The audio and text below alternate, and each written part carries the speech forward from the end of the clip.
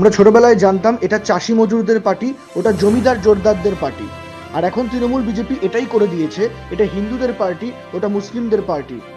ওরা এটাই করে দিয়েছে। আমরা বুঝি এটা মানুষের লড়াই, গরিব মানুষের হকের লড়াই। প্রচারে বেরিয়ে তৃণমূল ও বিজেপিকে বিধে ঠিক এইভাবেই বললেন যাদবপুর কেন্দ্রের সিপিএম প্রার্থী সৃজন ভট্টাচার্য। তিনি বলেন, বহু সংখ্যা গুরুর বিষয় না, ওইভাবে সবটা ভাবা ঠিক না। এইটাই তো তৃণমূল বিজেপি করে দিয়েছে। আমরা ছোটবেলা জানতাম এই পার্টিটা চাষি মজুরদের পার্টি, ওই পার্টিটা জমিদারদের পার্টি, এইভাবে। এখন দেখি কেউ বলে ওইটা হিন্দুদের পার্টি, ওইটা মুসলমানদের পার্টি। তার মানে ওরা রাজনীতিটাকে এইরকম করে দিয়েছে।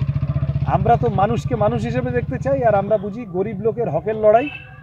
সে ক্ষেত মজুরের রোজের টাকা বাড়ানোর লড়াই হতে পারে, কৃষকের ফসলের খরচের 1.5 গুণ দাম তার লড়াই হতে পারে, 100 দিনের কাজটাকে পারলে 200 দিন বানানো, ফিরিয়ে তো আনতেই হবে, সেই কাজ হতে পারে। স্কুল কলেজ, আমি তো এখন থেকে বলছি ভাঙড়ে হাসপাতাল তৈরি করব, সাংসদ হলে ভালো করে চেষ্টা করব। এই সমস্ত মানুষের জন্য যা লড়াই, সেইটার জন্য আমরা লাল ঝান্ডা এসেছি। বিধায়ক নওশাদ সিদ্দিকীর সঙ্গে যে তার কথোপকথন হয়েছে, সেই নিয়ে যে রাজনীতিতে তোলপাড় হচ্ছে তা নিয়ে বলেন, নওশাদ সিদ্দিকী সাহেবের সাথে এর মধ্যে একবার আমার কথা হয়েছে। আমি এটা এমনি পাবলিকলি বলতাম না, কিন্তু আমি দেখলাম উনি কোন একটা মিডিয়ায় বলেছেন, সেই জন্য আমি বললাম।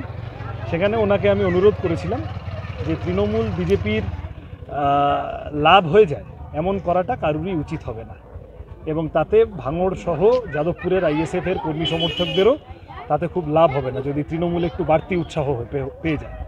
তা সেটা ওনাদের বিবেচনার বিষয়। ওনারা যা করেছেন, যাদবপুর, শ্রীরামপুর, মুর্শিদাবাদ অনেকগুলো সিট আছে যেগুলো ওনাদের আরেকটু পুনর্বিবেচনা করার আহ্বান জানিয়েছি, আবেদন জানিয়েছি।